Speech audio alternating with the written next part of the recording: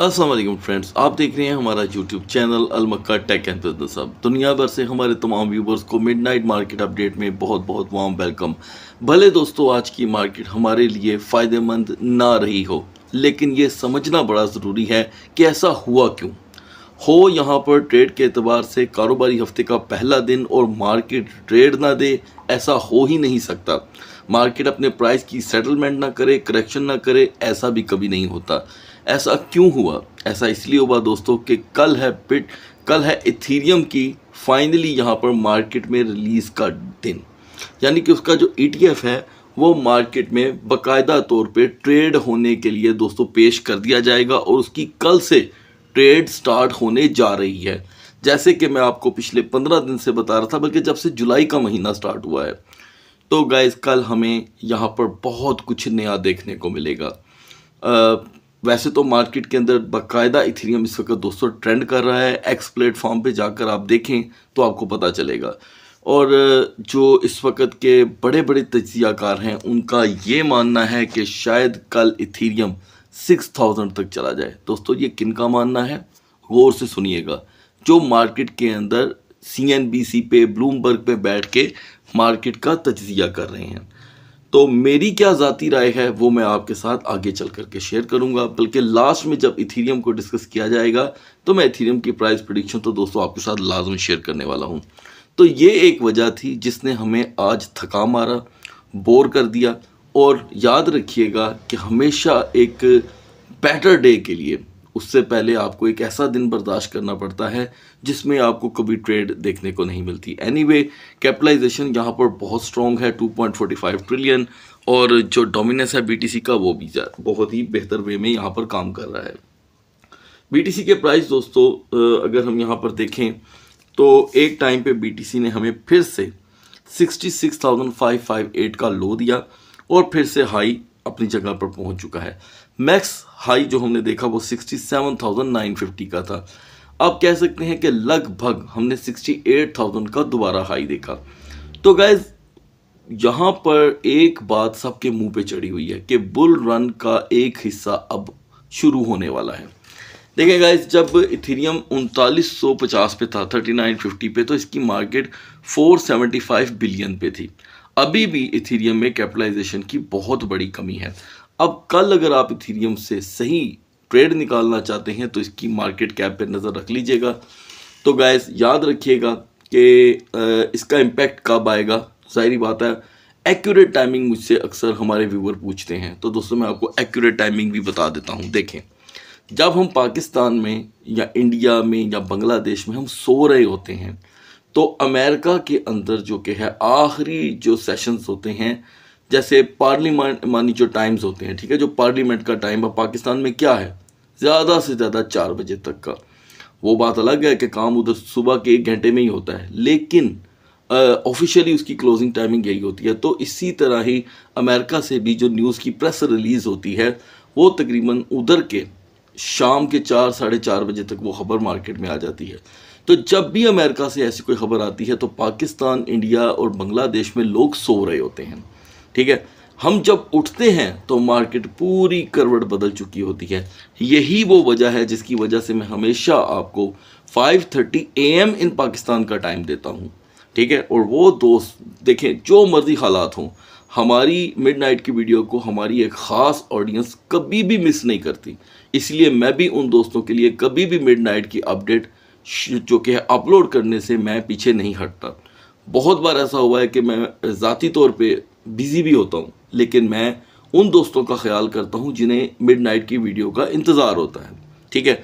तो गाइस कल का दिन बहुत ही अहम होने वाला है और इथेरियम के प्राइस जो फाइनली मैं प्रिडिक्शन करने वाला हूँ वो लास्ट में करूँगा। कोई भी हिस्सा आज की वीडियो का मिस मत कीजिएगा। आज की मार्केट स्टक रही, मुझे भी मालूम है, मैं भी जानता हूँ कि हमें आज ट्रेड निकालने में बहुत दुश्वारियाँ हुई, और पीर का दिन हो ऐसा कभी नहीं होता। चले दोस्तों BNB की तरफ होते हैं। हमारी सपोर्ट थी 590, रेजिस्टेंस 592.80।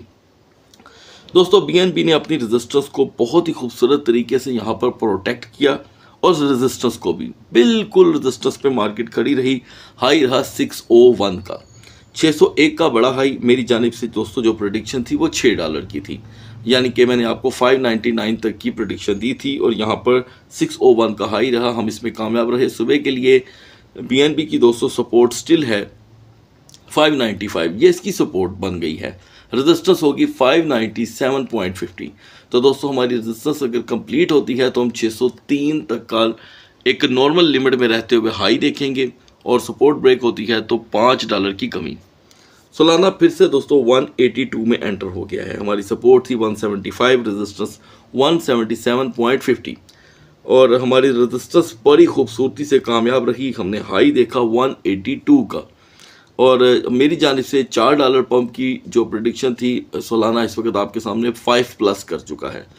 अभी दोस्तों न्यू लेवल्स हैं क्योंकि मार्केट में सोलाना के ETF की भी बहुत खबरें हैं, तो लिहाजा इसके ऊपर मैं आपको सेपरेट ही वीडियो प्रोवाइड कर सकता हूं। इस वजह से सोलाना के प्राइस के ऊपर आपकी खासी नज़र होनी चाहिए। मैं चाहूँगा कि वो दोस्त खास करके जिनकी हाई लेवल की बाइंग है वो हौसला रखें, उन्हें सोलाना यहाँ पर एक अच्छा एग्जिट दे सकता है। कोई भी जल्दबाजी करने की उनको ज़रूरत नहीं है। आते हैं दोस्तों XRP की तरफ और यहाँ पर दोस्तों XRP की मैंने आपके साथ जो पोजीशंस शेयर की थी सुबह, वो हम सक्सेसफुली हासिल कर चुके हैं। आज की इसकी वर्किंग रही दोस्तों मिनिमम 0.5855 की, हाई रहा 0.6229 का। तो यहाँ पर दोस्तों XRP के बारे में भी बहुत ज़्यादा पॉजिटिव न्यूज़ हैं, लेकिन हम जाएंगे डाटा की तरफ। इसका डाटा और वॉल्यूम बता रहा है कि ये हमें पहले तो 0.6170 का लो दे सकता है ये, और दोस्तों उसके बाद रिकवरी 0.6220 की। डोज कॉइन के अंदर यहाँ पर दोस्तों एक अच्छा मोमेंटम बन रहा है मार्केट में, हम इसे इग्नोर करके बैठे हुए हैं। अलबत्ता 0.1380 से 0.1410 तक इसकी ट्रेड देखी जा सकती है ट्रेड में। टोन के दोस्तों प्राइस यहाँ पर मुसलसल डाउन है, यकीनन कोई टोकन मार्केट में आने को होगा। शिबा इनू की हमारी आज की जो नई एंट्री थी दोस्तों वो थी 401730, लेकिन शिबा इनू गाइस 401745 से नीचे नहीं जा सका। अगर तो आपने 5 इस 505 के सेंट्स को आपने इग्नोर करके एंट्री ली है तो यकीनन शिबा इनू आपके वॉलेट में होना चाहिए। एनीवे एग्जिट हमारा यहाँ पर होगा 401795 का। पोल्का डॉट की तरफ आते हैं दोस्तों। हमारी आज की सपोर्ट थी 6.10, पोल्का डॉट ने हमें लो दिया है 6.16 का। तो चले दोस्तों ये एंट्री बिल्कुल स्मूथली हो गई। सुबह की मार्केट में हम पोल्का डॉट को मैक्स 6.35 पे एग्जिट दे देंगे। लिंक की हमारी आज की सपोर्ट थी 13.70, लिहाजा लिंक $14 से दोस्तों नीचे नहीं जा सका। अलबत्ता अगर हम पिछले 30 घंटों की बात करें तो लिंक के प्राइस में करीब 1.20 सेंट की बड़ी कमी हुई है। ये छोटी कमी नहीं काउंट होगी गाइस, तो हम इसे फिर भी $14 से 13.90 के लेवल में यहाँ पर शुमार करेंगे। मज़ीद नियर की हमारी सपोर्ट 5.80 है, वो स्टिल 5.80 ही रहेगी। अगर आप क्विक बाइंग करना चाहते हैं तो $6 एक बेस्ट लेवल रहेगा। यूनिस्वैप जिसमें से हमारा एग्जिट हो चुका था, हमने उसकी नई पोजीशन आपसे शेयर नहीं की। आज की अगर हम इसकी टोटल रोटेशन देखें तो 7.82 से ये बार बार अप साइड पे आता रहा और अब ज़्यादा से ज़्यादा हमने देखा है $8 का।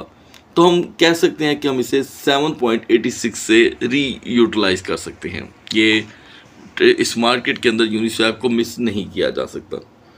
डॉग विद हैट की गाइस हमारी सपोर्ट थी 2.60, ओके, और डॉग विद हैट ने हमें लो दिया 2.69 का। ये भी दोस्तों बाइंग कंसीडर होती है। हाई रहा डॉग विद हैट का 2.88 का। इसमें हमें कमो बेश 18 सेंट की ट्रेड मिली है। स्टिल डॉग विद हैट की सपोर्ट 2.70 होगी। RNDR जो इस वक्त बाइनास पे आपको बाय करने को नहीं मिल रहा, उम्मीद की जा सकती है कि सुबह ये आपको बाइनास पे मिल जाएगा। स्वैपिंग स्टार्ट हो चुकी होगी और प्राइस का मुझे लगता है कोई ख़ासा फ़र्क नहीं होगा, ना होना चाहिए। अलबत्ता OKX पे और KuCoin पे आपको इसके सेम प्राइस देखने को मिलेंगे। अगर आप RNDR को यूटिलाइज़ करना चाहते हैं तो ये आपको बिटगेट पे भी मिल जाएगा, CoinW पे भी। तो सारी बड़ी एक्सचेंजेस पे फ़िलहाल ये अवेलेबल है, लिहाजा 6.70 इसकी यहाँ पर सपोर्ट रहेगी। डिमांड थी कुछ व्यूवर्स की, फिर से शायद उन्होंने पिछला LDO का तज्ज़िया नहीं देखा और नतीजा ये है कि वीडियो को फॉरवर्ड किया गया है। दोस्तों मैं आपको पहले भी बता चुका हूं कि हमें एलडीओ में कमो बेश 1.85 से 1.90 तक की रेजिस्टेंस चाहिए और 2.05 एक ऐसा लेवल होगा जिसके बाद कुछ नया देखने को मिलेगा। अगर ऐसा नहीं होता तो यकीन कीजिएगा एलडीओ यहाँ पर फंसा ही रहेगा। दूसरी टिप मैंने आपको दी थी कि इसके मज़ीद पंप के लिए हमारी जो कि है नज़रें वो सिर्फ़ और सिर्फ इथीरियम के 3500 प्लस होने पे होनी चाहिए। हाँ ये है कि कल इथीरियम डे है, मैं तो यही कहूँगा, तो हो सकता है कि हमें एलडीओ बाय करने का मौका ही ना मिले। ठीक है, तो आप चाहें तो ये रिस्क ले सकते हैं। इसमें ट्रेड दोस्तों 50-50 होगी। या तो आपको एलडीओ सीधे सीधे 2.20 तक ले जाएगा या ये यहीं का यहीं खड़े रहेगा, क्योंकि इस वक्त मार्केट जो कि है वो बहुत ही ज़्यादा कनिंग एज पे खड़ी है। माजरत चाहता हूँ गाइस। अब आते हैं टिया पे। टिया की हमारी 7.50 की प्रेडिक्शन थी कि ये 7.50 के बाद आपको 30 सेंट का लो दे सकता है। तो दोस्तों 30 का तो लो नहीं मिला, अलबत्ता 20 सेंट का इसने लो हमें प्रोवाइड किया। स्टिल नेक्स्ट मार्केट के लिए मैं समझता हूँ 7.35 इसकी सपोर्ट रहेगी। अब आते हैं गाइस फैंटम की तरफ। FTN 0.5150 पे हमने इसे स्पोर्ट ट्रेड में बाय करना था, जो हम बाय कर चुके हैं। अब आप इसमें बहुत ही अच्छी ट्रेड के अंदर हैं स्पोर्ट में, तो ये आपके ऊपर डिपेंड करता है कि आप इसे होल्ड करना चाहते हैं कि नहीं। मैं समझता हूँ कि अगर थोड़ा वेट कर लिया जाए तो 0.5230 एक बेहतर एग्जिट बन के आपके सामने आ सकता है। मज़ीद यहाँ पे दोस्तों मैं देख रहा हूँ कि आफ्टर 65 मार्केट में टोकन्स जो हैं उनमें सिर्फ AKT मूव कर रहा है। ठीक है, और किसी टोकन में यहाँ पर मूवमेंट नहीं है। अलबत्ता बड़े अरसे बाद ORDI ने यहाँ पर +40 का साइन दिया है, जो मज़ीद अपना टाइम गुजार लेता है तो मार्केट को एक समझ लें सपोर्ट मिल जाएगी। फाइनली यहाँ पर आते हैं दोस्तों ईना की तरफ। आपको बताया गया था कि ईना अगर 0.45 की सपोर्ट को प्रोवाइड ना कर सका तो ये टूटेगा। तो दोस्तों ये आपके सामने टूट गया है और ऊपर से इसकी सप्लाई भी मार्केट में आ रही है, लेकिन सप्लाई इतनी बड़ी नहीं है। एन मुमकिन है कि ये हमें 0.4450 से 0.4520 का एक लॉन्ग सेशन के लिहाज से यहाँ पर ट्रेड प्रोवाइड करे। अब आते हैं BTC और इथेरियम के कैंडल चार्ट की तरफ। So guys now we are on the chart of BTC और आपको दो चीज़ें बड़ी अहम मैंने बताई थी। एक, मार्केट की वीकर जोन रहेगी 66,290, लिहाजा मार्केट 66,558 से रिटर्न कर गई। एक तो हमारी वीकर जोन यहाँ पर इस्तेमाल नहीं हुई। उसके बाद आपको बताया गया था कि मार्केट को 67,890 की रेजिस्टेंस चाहिए। तो दोस्तों मार्केट 67,950 तक तो गई, लेकिन चंद सेकंडों में वापस आ गई। अब मिडनाइट में आकर के मार्केट पंप हो रही है। ये देखें उसी लेवल पे आ रही है 890 पे, जिसका मैंने आपके साथ तस्करा कर रखा हुआ है। तो मिडनाइट में मार्केट का इस लेवल पे आना एक खुश आइंद बात है। क्यों? क्योंकि मैंने जैसे कि आपको बताया कि पाकिस्तान की सुबह 5:30 बजे इथीरियम का इम्पैक्ट आना शुरू हो जाएगा। अभी यहाँ पर एक बिरिश हैमरहेड बन रही है दोस्तों। 4 आवर की तरफ चलते हैं और 4 आवर में यहाँ पर लास्ट जो 4 आवर की कैंडल है ये बुलिश बन रही है। तो डायरेक्टली इथीरियम को BTC को यहाँ पर एनर्जी मिल रही है। मैं समझता हूँ कि 67,890 से 67,950 के दरमियान 45 मिनट की रेजिस्टेंस मॉर्निंग में आपको इजीली एक नया पंप दे सकती है। वो पंप दोस्तों 68,500 से ज़्यादा ही होगा, 68,500 से ज़्यादा होगा और होना चाहिए। ऐसे में हमारे लिए हेल्पफुल टोकन रहेंगे यूनिस्वैप, सोलाना और RNDR। इनके प्राइस बहुत जल्दी क्विक अप और डाउन भी हो सकते हैं।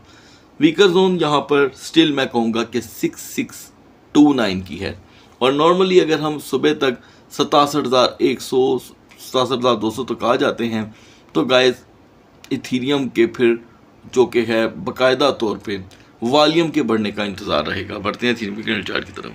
Now we are on the chart of Ethereum guys. सुबह हम 3474 पे थे और आपको बताया गया था कि हमें 3490 का हाई चाहिए, लिहाजा मार्केट ने 3474 से ही अपना आगाज़ किया और मेरी जानिब से दोस्तों लो की प्रेडिक्शन थी 3420 की कि ये मार्केट हमें 3420 तक का लो देगी।